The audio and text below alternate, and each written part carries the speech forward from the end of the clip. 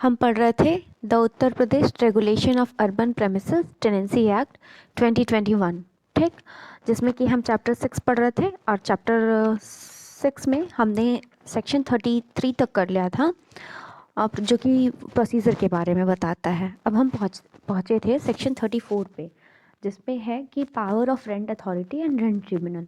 जो rent authority और rent tribunal है उनका पावर क्या होगा, इसके बारे में ये सेक्शन बात करता है, सेक्शन 34, ठीक।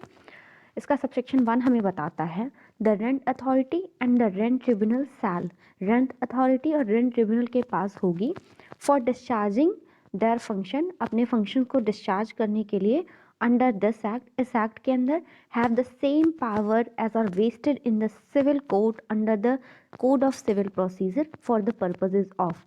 मतलब रेंट अथॉरिटी और रेंट ट्रिब्यूनल के पास अपने फंक्शंस को डिस्चार्ज करने के लिए सिविल कोड की पावर होगी, जैसे कि सीपीसी में होती है। किन उद्देश्यों के लिए, जो कि नीचे दिए हुए हैं। ए, summoning and enforcing the attendance of any person and examining him on oath, किसी भी पर्सन को अटेंडेंस को सम्मन करना और उसको इन्फोर्स करने के लिए, मतलब किसी भी व्यक्ति को बुलाने के लिए और उसे ओथ पे एग्जामिन करने के लिए जो सीपीसी में एक सिविल कोर्ट के पास पावर है, वही पावर रेंट अथॉरिटी और रेंट ट्रिब्यूनल को भी होगी, ठीक। बी है requiring the discovery and production of document, discovery and production of document के लिए जो पावर सिविल कोर्ट के पास है, वही पावर रेंट अथॉरिटी और रेंट ट्रिब्यूनल के पास भी होगी, ठीक।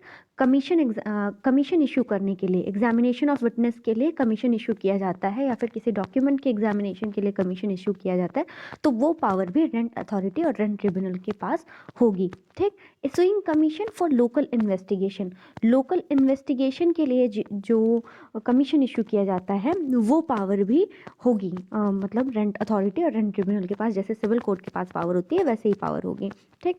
Receiving evidence on affidavit, affidavit पे एविडेंस रिसीव करने की पावर होगी।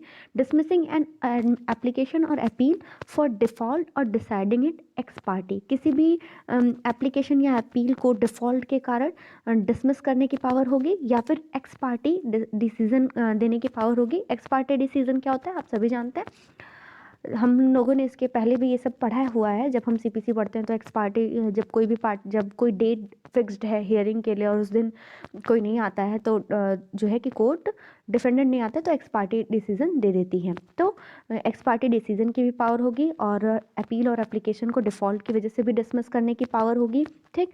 Setting aside any order of dismissal of any application और अपील फॉर डिफ़ॉल्ट और any other order passed by it x party, और जो ये जो डिसमिस किया हुआ है इन्होंने अपील या एप्लीकेशन या फिर जो भी कोई केस था इन्होंने एक्स पार्टी डिसाइड किया हुआ है, उस एक्स पार्टी ऑर्डर और उस डिसमिशल का ऑर्डर को सेट असाइड करने की पावर भी इनके पास होगी, ठीक।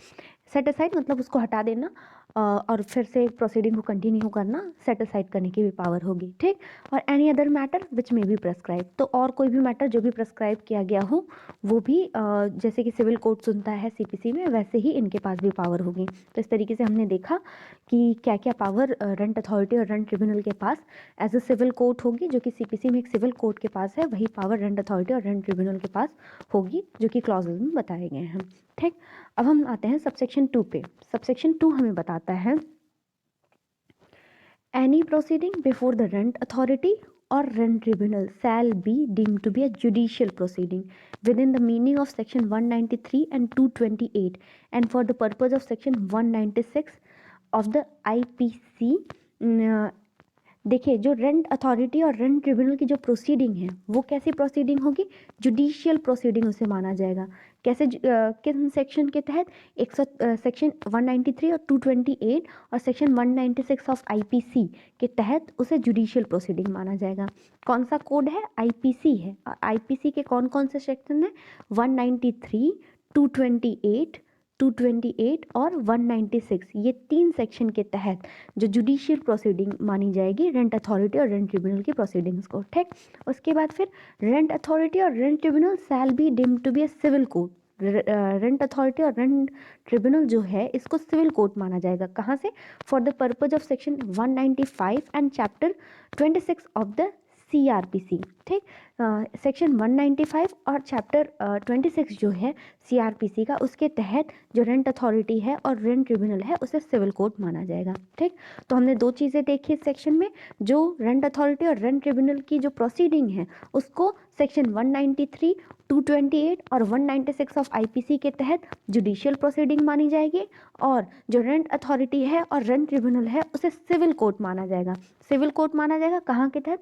Section 195 and chapter 26 of the CRPC के तहत, ठीक। अब हम आते हैं सेक्शन 3 पे। सेक्शन 3 हमें बताता है for the purpose of holding any inquiry और discharging any duty under this act the rent authority में क्या है कि किसी भी इंक्वायरी को करने के लिए या फिर किसी ड्यूटी को डिस्चार्ज करने के लिए रेंट अथॉरिटी क्या करेगी? में क्या करेगी देखते हैं। After giving not less than 24 hours notice in writing, enter and inspect और authorise any officer subordinate to it to enter and inspect any premises at any time between sunrise and sunset। मतलब किसी भी premises को, जो कि inquiry के लिए ज़रूरी है, किसी भी इंक्वायरी को पहले ही हमने देखा, किसी भी इंक्वायरी के लिए या फिर कोई ड्यूटी डिस्चार्ज करने के लिए ज़रूरी है तो वो 24 आवर्स की नोटिस देगी, राइटिंग में वो नोटिस होगी, और क्या करेगी वो जो है कि किसी भी प्रेमिसेस को सनराइज और सनसेट के बीच में, मतलब बेसिकली कहने का मतलब है दिन में किसी भी प्रेमिसेस में या तो खुद या तो किसी अपने सबऑर्डिनेट ऑफिसर को ऑथराइज करेगी कि वो इंटर करे किसी भी प्रेमिसेस को और उसमें इंस्पेक्शन करे, निरीक्षण करे, घुसे उस प्रेमिसेस में और उसका निरीक्षण करे, ठीक। तो रेंट अथॉरिटी के पास ये पावर होगी, ठीक। और by a written order require any person to produce for its inspection such book और document relevant to the inquiry. एक रिटन ऑर्डर पास करेगी और कहेगी, किसी पर्सन को रिक्वायर करेगी, किसी भी पर्सन से कहेगी कि इसके इंस्पेक्शन के लिए कोई बुक या डॉक्यूमेंट जो कि इंक्वायरी से रिलेटेड है, जो कि ज़रूरी है, वो प्रोड्यूस करे at such time and at such place as may be specified in the order. जो भी ऑर्डर में स्पेसिफाई किया गया है ऐसे टाइम पे या ऐसे प्लेस पे वो उसको प्रोड्यूस करे, ठीक। सबसेक्शन 4 हमें बताता है द रेंट अथॉरिटी में if it thinks fit appoint one और more person having special knowledge of the matter under consideration as an assessor और valuer to advise it in proceeding before it.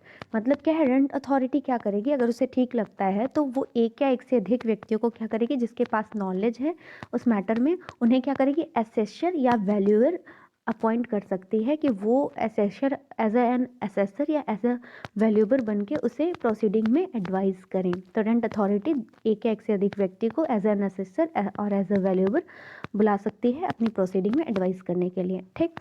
Subsection 5 any clerical or arithmetical mistake in any order passed by the rent authority or any other error arising out of any accidental omission may at any time be corrected by the rent authority on an application received by it in this behalf from any of the parties or otherwise। कोई clerical या कोई arithmetical mistake हो गई है, कोई order जो पास किया गया था रेंट अथॉरिटी के द्वारा, या फिर कोई एक्सीडेंटल ओमिशन की वजह से कोई एरर हो गया है, तो रेंट अथॉरिटी क्या करेगी उसको करेक्ट करेगी। करेक्ट करने का काम किसका होगा? रेंट अथॉरिटी का होगा। और करेक्ट कैसे करेगी? कोई एप्लीकेशन मेड होगा इसके बिहाफ पे पार्टीज़ के द्वारा, या फिर और भी किसी तरीके से कोई एप्लीकेशन मेड होगा, तो कोई भी क्लरिकल या अरिथमेटिकल मिस्टेक या फिर कोई एक्सीडेंटल ओमिशन की वजह से जो मिस्टेक हुआ है रेंट अथॉरिटी उसे करेक्ट करेगी, ठीक। अब हम आते हैं सबसेक्शन 6 पे। तो सबसेक्शन 6 क्या बताता है हमें? द रेंट अथॉरिटी में exercise the power of a judicial magistrate of the first class. जो रेंट अथॉरिटी है उसके पास क्या पावर होगी? किसकी पावर होगी?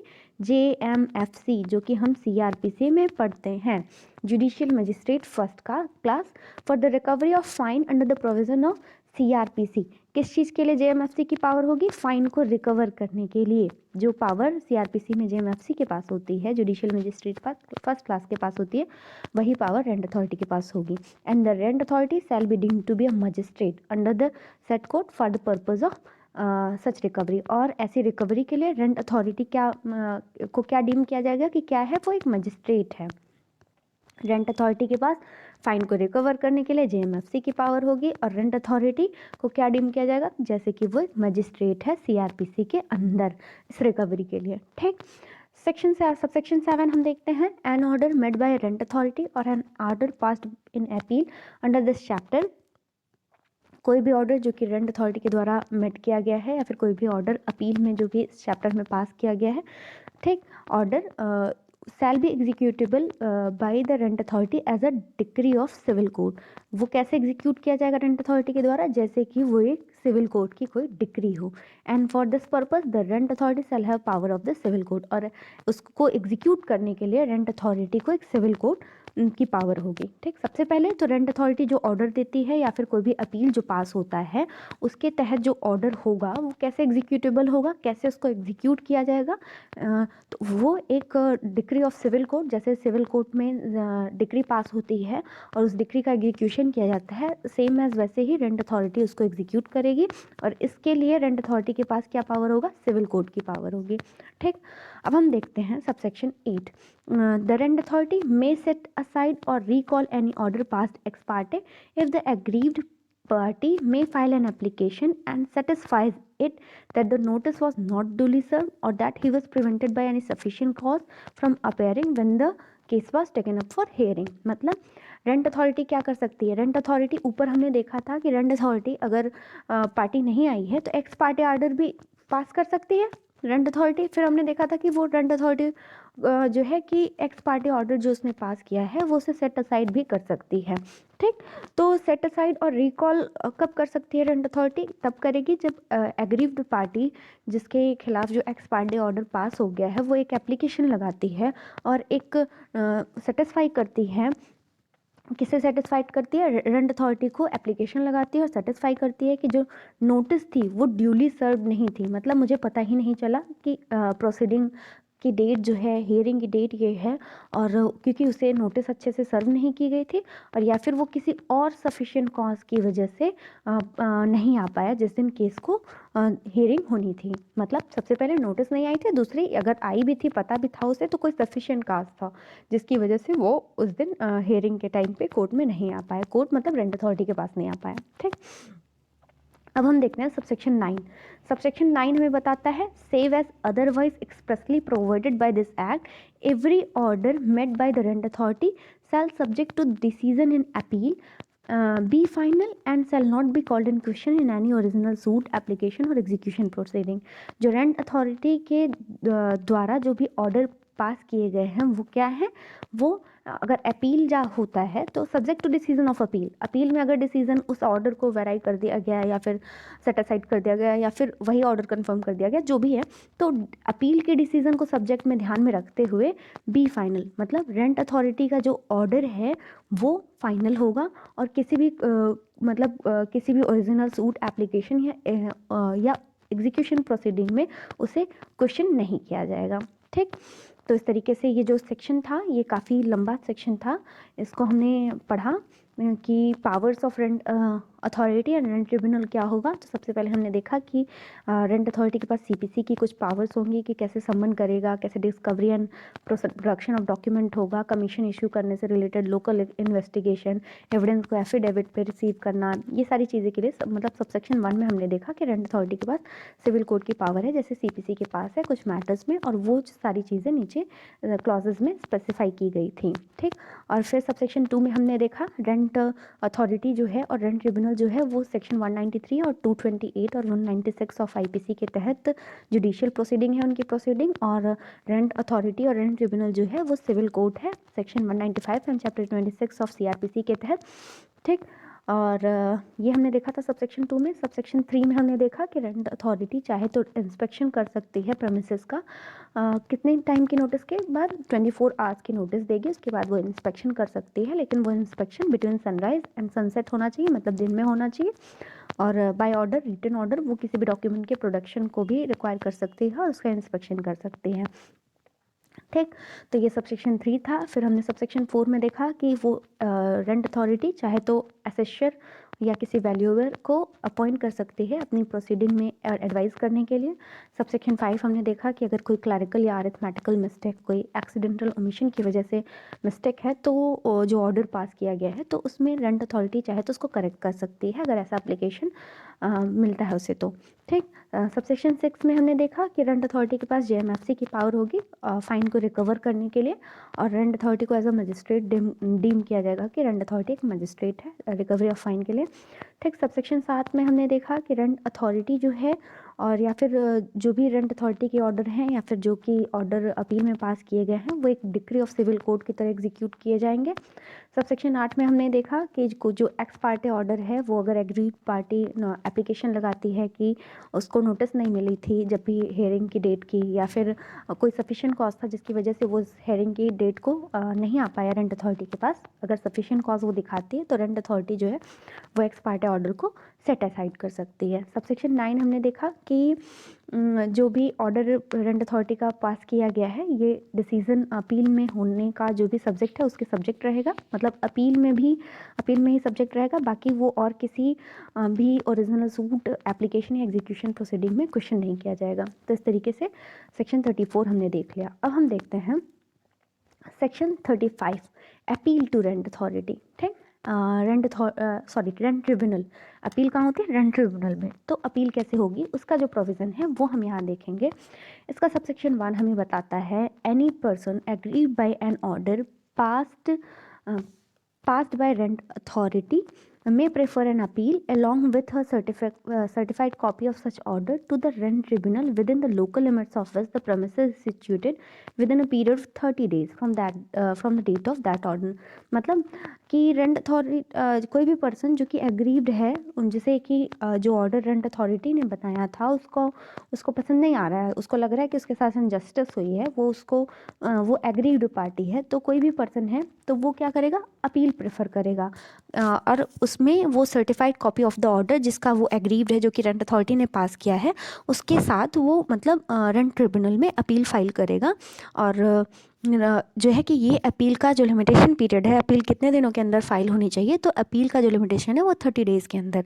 मतलब कोई भी पर्सन जिसको कि रेंट अथॉरिटी ने कोई ऑर्डर दिया है वो ऑर्डर से उसको संतुष्ट नहीं है तो वो क्या करेगा? रेंट ट्रिब्यूनल जहाँ की वो प्रीमिसेस सिचुएटेड है वहाँ पे वो अपील फाइल करेगा और उसके साथ वो सर्टिफाइड कॉपी जो है उस ऑर्डर की जो कि रेंट अथॉरिटी ने पास की है उसको भी लगाएगा और ये अपील 30 दिनों के भीतर में प्रेफर की जानी चाहिए। ठीक, provided that no appeal shall lie unless the appellant pre-deposits 50% of the entire payable amount under the impugned order of the rent authority। हमने देखा कि ये जो ऑर्डर रेंट अथॉरिटी ने पास किया था जिसके लिए वो एग्रीव्ड पार्टी जा रहा है रेंट ट्रिब्यूनल में, तो रेंट अथॉरिटी क्या कहेगी? रेंट ट्रिब्यूनल की अपील तभी होगी जबकि मान लीजिए कोई फ़ाइन लगाया गया था, कोई भी अमाउंट पेएबल था उस ऑर्डर में, तो उसका 50% जब तक कि वो एग्रीव्ड पार्टी नहीं जमा करवा देता तब तक की अपील उसकी नहीं सुनी जाएगी। सपोज़ करिए 1000 रुपये उसे पे करना था, तो जब तक वो 500 रुपये नहीं पे करेगा तब तक उसकी अपील प्रेफर ही नहीं होगी। ठीक, उसकी अपील नहीं सुनी जाएगी, अपील नहीं लगेगी। ठीक, तो ये काफ़ी स्ट्रिक्ट है रूल। अब हम देखते हैं सबसेक्शन 2। सबसेक्शन 2 हमें बताता है upon filing an appeal under subsection 1 the rent tribunal shall serve notice। Rent tribunal क्या करेगा? अपील फाइल होने पर रेंट ट्रिब्यूनल एक नोटिस सर्व करेगा along with a copy of the memorandum of appeal to the respondent and fix a hearing not later than 30 days from the date of service of notice of appeal on the respondent and the appeal shall be disposed of within a period of 60 days from such date of service.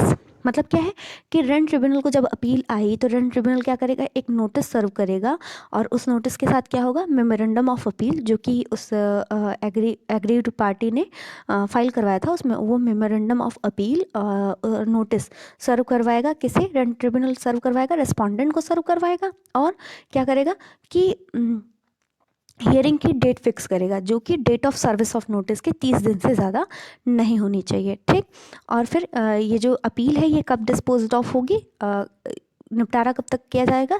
60 days, 60 दिनों के भीतर from the date of service of notice. जब भी notice serve हुई है उसके 60 दिनों के भीतर उसका निपटारा किया जाएगा। सबसे पहले रेंट ट्रिब्यूनल के पास अपील आई तो रेंट ट्रिब्यूनल क्या करेगा? उसका मेमोरेंडम ऑफ अपील और उसको सर्व कराएगा रिस्पोंडेंट को उसने सर्व करवाया, तो रिस्पोंडेंट को जब वो सर्व करवाएगा तो 30 दिनों के भीतर एक डेट फिक्स करेगा कि सर्विस ऑफ नोटिस के 30 दिनों के भीतर आप आ जाइए कोर्ट में, और एक डेट फिक्स करेगा कि सर्विस ऑफ नोटिस हुई रिस्पोंडेंट को, उसके बाद कि आप अब नोटिस के सर्विस के 30 दिनों के भीतर आप कोर्ट में आइए, एक डेट ऑफ हियरिंग होगी, उस दिन हम लोग आपस में बैठ के जो भी ये अपील है इसको सुनेंगे, ठीक। और उसके बाद फिर ये जो निपटारा है पूरे केस का, अपील का जो निपटारा है वो कितने दिनों में होना चाहिए, अपील का निपटारा होना चाहिए 60 दिनों के भीतर। जब भी date of service of notice है उसके 60 दिनों के भीतर अपील का निपटारा हो जाना चाहिए। तो ये बेसिकली सबसेक्शन 2 हमें बताता है। सबसेक्शन 3 हमें बताता है where the rent tribunal consist it necessary in the interest of arriving at adjust and proper decision it may allow filing of document at any stage of the proceeding in appeal, ठीक। अगर rent tribunal को ऐसा लगता है कि ये ज़रूरी है कि एक प्रॉपर डिसीज़न पर तक पहुंचने के लिए ये ज़रूरी है, तो वो क्या करेगा, वो अलाउ करेगा कि डॉक्यूमेंट को किसी भी स्टेज की प्रोसीडिंग, अपील की प्रोसीडिंग के किसी भी स्टेज पे पार्टीज जो हैं वो डॉक्यूमेंट भी सबमिट करवाएं, ठीक। क्योंकि प्रॉपर डिसीजन तभी आएगा जब आप हर एक पहलू पे विचार करते हैं, हर एक डॉक्यूमेंट्स को देखते हैं, तो आपको जब फाइनल डिसीजन पहुंचने से पहले डॉक्यूमेंट को देखना ज़रूरी है। तो अपील तभी, कोई भी अपील की प्रोसीडिंग के दौरान कोर्ट ऑर्डर कर सकता है, मतलब ट्रिब्यूनल ये कह सकता है कि आप डॉक्यूमेंट्स को भी सबमिट करवाएं, ठीक। Provided that no such document shall be allowed more than once during the hearing, एक बार ही डॉक्यूमेंट को जो है कि हियरिंग के दौरान अलाउ किया जा सकता है, ठीक। सबसेक्शन 4 हमें बताता है the rent tribunal may in its description pass such interlocutory order during the pendency of the appeal as it may deems fit, मतलब रेंट ट्रिब्यूनल के पास पावर है कि वो इंटरलॉक्यूटरी ऑर्डर भी पास कर सकती है जबकि प्रोसीडिंग पेंडिंग है उसके बीच में ही, मतलब इंटरलॉक्यूटरी ऑर्डर तभी पास किया जाता है जब कोई अर्जेंसी हो, कोई केस का निपटारा अभी चल रहा है और बीच में इंटरलॉक्यूटरी ऑर्डर कोर्ट ने पास कर दिया कि जो पार्टीज़ हैं उनको बेनिफिट हो, उनको ज़्यादा हार्डनेस ना हो, इसके लिए उसने इंटरलॉक्यूटरी ऑर्डर रेंट ट्रिब्यूनल पास कर सकता है, ठीक। सबसेक्शन 5 हम देखते हैं while deciding an appeal the rent tribunal may after recording reasons therefore confirm, set aside or modify the order passed by the rent authority। Rent tribunal जब अपील सुनती है तो वो क्या कर सकती है, वो रेंट अथॉरिटी ने जो भी ऑर्डर पास किया है चाहे तो उसको कंफर्म कर सकती है, चाहे तो उसको सेट असाइड कर सकती है या फिर उसे मॉडिफाई कर सकती है, ठीक। तो इस तरीके से ये सेक्शन था अपील के बारे में हमने देखा। सबसेक्शन 1 ने हमें बताया कि अपील क्या होगी, 30 दिनों के भीतर एग्रीड पार्टी फाइल करेगा रेंट ट्रिब्यूनल में। सबसेक्शन और प्रोवाइडेड दैट ने हमें बताया कि अपील तभी फाइल होगी जबकि जो अमाउंट पेएबल था उसका 50%, जो रेंट अथॉरिटी के ऑर्डर के तहत जो अमाउंट पेएबल था उसका 50% जब तक कि एपेलेंट पे नहीं कर देता है, प्री डिपॉजिट नहीं कर देता है, तब तक अपील लाई नहीं होगी। और सबसेक्शन 2 ने हमें बताया कि रेंट ट्रिब्यूनल जब वो रिसीव करता है अपील को तो वो मेमोरेंडम ऑफ अपील को रिस्पोंडेंट को सर्व करवाएगा और 30 दिन का जो डेट ऑफ सर्विस है कि जिस दिन नोटिस उसे सर्व हुआ उसके 30 दिनों के भीतर एक डेट ऑफ हियरिंग फिक्स करेगा और फिर क्या करेगा, एक जो अपील है उसका निपटारा वो कोशिश करेगा कि date of service of notice के 60 डेज़ के भीतर वो जो है कि निपटारा उसका हो जाए। सबसेक्शन 3 ने हमें बताया कि वेयर द रेंट ट्रिब्यूनल, मतलब रेंट ट्रिब्यूनल को अगर लगता है कि प्रॉपर डिसीजन के लिए ज़रूरी है तो वो पार्टीज़ को कहेगा कि आप डॉक्यूमेंट्स भी सबमिट करवाएं। सबसेक्शन 4 हमें बताता है कि रेंट ट्रिब्यूनल जो है इंटरलॉक्यूटरी ऑर्डर पास कर सकता है पेंडेंसी ऑफ अपील के दौरान। और सबसेक्शन 5 ने हमें बताया कि रेंट ट्रिब्यूनल जो है वो क्या कर सकता है, या तो रेंट अथॉरिटी के ऑर्डर को कन्फर्म कर सकता है, सेट असाइड कर सकता है, मॉडिफाई कर सकता है जैसा कि उसे ठीक लगे, ठीक। अब बस सेक्शन 36 हम देखते हैं, एग्जीक्यूशन ऑफ ऑर्डर का एग्जीक्यूशन कैसे होगा ये हम देखते हैं। तो सबसेक्शन 1 इसका हमें बताता है कि the rent authority shall on an application file by any party, rent authority application जो भी फाइल किया गया है पार्टीज़ के द्वारा execute an order of rent tribunal के ऑर्डर को एग्जीक्यूट करेगी, ठीक। और any other order made under this act, या फिर कोई और ऑर्डर जो भी इस एक्ट में मेड किया गया है, ठीक। In such manner as may be prescribe, जैसा भी प्रेस्क्राइब किया गया उस मैनर में, ठीक। रेंट अथॉरिटी एप्लीकेशन पार्टी लगाएगी तो उसके बाद रेंट ट्रिब्यूनल के ऑर्डर को या फिर कोई और ऑर्डर जो भी इस एक्ट के अंदर मेड किया गया है, यानी रेंट ट्रिब्यूनल के ऑर्डर को या फिर रेंट अथॉरिटी खुद भी कोई ऑर्डर पास करती है या फिर इस एक्ट में कोई और ऑर्डर भी पास किया गया है तो उसको भी वो एग्जीक्यूट करवाएगी, रेंट अथॉरिटी एग्जीक्यूट कराएगी। ये ध्यान देने वाली बात है कि रेंट अथॉरिटी एग्जीक्यूशन करवाती है ऑर्डर्स का। कैसे? Clause A, delivering possession of the premises to the person in whose favor the decision has been made।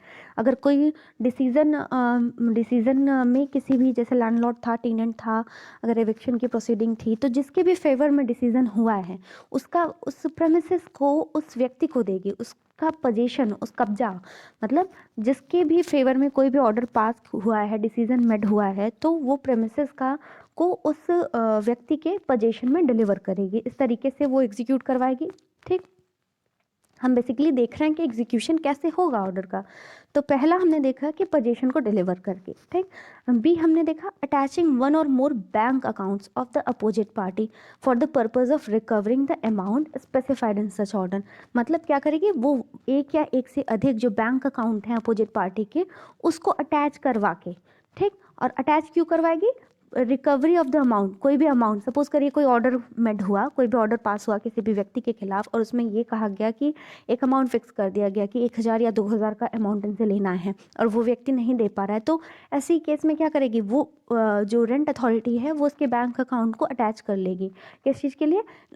कि आप जो पैसा आपको कहा गया है कि आप जमा करवाइए, वो पैसा आप जमा करवाइए, इसके लिए बैंक अकाउंट को अटैच कर लेगी। ठीक, पहला डिलीवर करेगी पोजीशन को, दूसरा बैंक अकाउंट को अटैच कर सकती है। ठीक, सी है अपॉइंटिंग एनी एडवोकेट और any other competent person including officers of the rent authority और लोकल एडमिनिस्ट्रेशन और local body for the execution of such order. मतलब अपने ऑर्डर के एग्जीक्यूशन के लिए वो करेगी या तो किसी एडवोकेट को या तो किसी कंपिटेंट पर्सन जो कि योग्य व्यक्ति हो। वो योग्य व्यक्ति में रेंट अथॉरिटी का कोई ऑफिसर भी हो सकता है, कोई लोकल एडमिनिस्ट्रेटर भी हो सकता है, कोई लोकल बॉडी का भी कोई ऑफिसर हो सकता है। उनको जो है कि ऑर्डर के एग्जीक्यूशन के लिए अपॉइंट करेगी। ठीक, कोई एडवोकेट हुआ, कोई रेंट अथॉरिटी, लोकल एडमिनिस्ट्रेशन या फिर लोकल बॉडी का कोई कंपिटेंट पर्सन हुआ। ठीक, और फिर डी है attaching of salary and allowances of the opposite party. मतलब जो सैलरी या अलाउंसेस हैं अपोजिट पार्टी के, उसको भी अटैच कर सकती है। ठीक, ई है attachment and sale of the movable और immovable property of the opposite party. वो अपोजिट पार्टी के मूवेबल और इमूवेबल और प्रॉपर्टी को भी अटैच और सेल दोनों कर सकती है एग्जीक्यूशन ऑफ ऑर्डर के लिए। तो इसमें हमने देखा कि किस सबसेक्शन 1 में कि किस तरीके से रेंट अथॉरिटी जो ऑर्डर है उसका एग्जीक्यूशन करवाएगी। ठीक, अब हम देखते हैं सबसेक्शन 2। सबसेक्शन 2 हमें बताता है the rent authority may take the help from the local police for the execution of the final order. Rent authority local police की हेल्प ले सकती है फाइनल ऑर्डर के एग्जीक्यूशन के लिए। ठीक, provided that no applicant shall obtain help of the police unless he pays such cost as may be decided by the rent authority.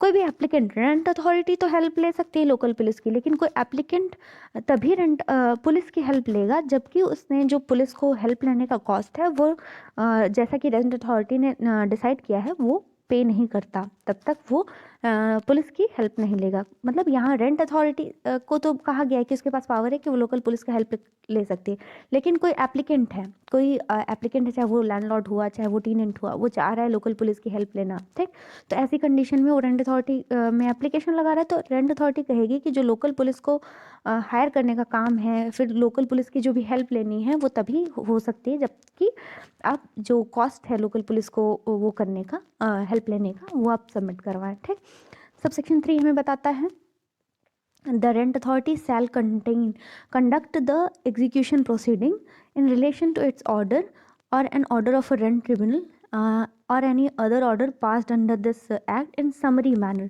Rent authority क्या करेगी? जो ऑर्डर इस एक्ट में या फिर रेंट ट्रिब्यूनल के तहत जो भी पास किया गया है उसका एग्जीक्यूशन प्रोसीडिंग को कैसे कंडक्ट करेगी? समरी मैनर में करेगी। ठीक, एग्जीक्यूशन प्रोसीडिंग जो भी होगी वो समरी मैनर में होगी। And dispose of the application for execution made under this section within a period of 30 days from the date of service of notice on the opposite party. और इस जो application है execution का, उसका disposal, उसका निपटारा कितने दिनों में करेगी? 30 दिनों में करेगी from the date of service of, जो जिस भी दिन अपोजिट पार्टी को नोटिस सर्व हुआ है उसके 30 दिनों के भीतर। सबसे मतलब जो ये सबसेक्शन कहता है, ये हमें बताता है कि जो एग्जीक्यूशन प्रोसीडिंग होती है वो रेंट अथॉरिटी समरी मैनर में करेगी, और जो एप्लीकेशन फॉर एग्जीक्यूशन है वो विदिन 30 डेज 30 दिनों के भीतर फ्रॉम जो भी डेट था सर्विस ऑफ नोटिस का अपोजिट पार्टी को, उसके 30 दिनों के भीतर इसका निपटारा होगा।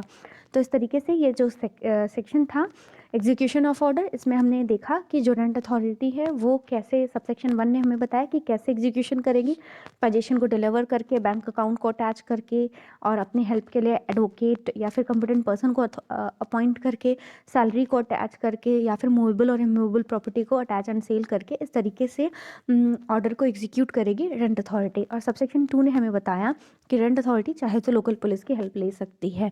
और सबसेक्शन 3 ने हमें बताया कि जो एग्जीक्यूशन प्रोसीडिंग होगी वो समरी वे में होगी, और जो एग्जीक्यूशन का डिस्पोजल होगा एग्जीक्यूशन प्रोसीडिंग का वो विदिन 30 डेज होगा। तो इस तरीके से ये सेक्शन कंप्लीट हुआ। बाकी आगे के चैप्टर, आगे के सेक्शन हम अगले वीडियो में डिस्कस करेंगे। Thank you so much.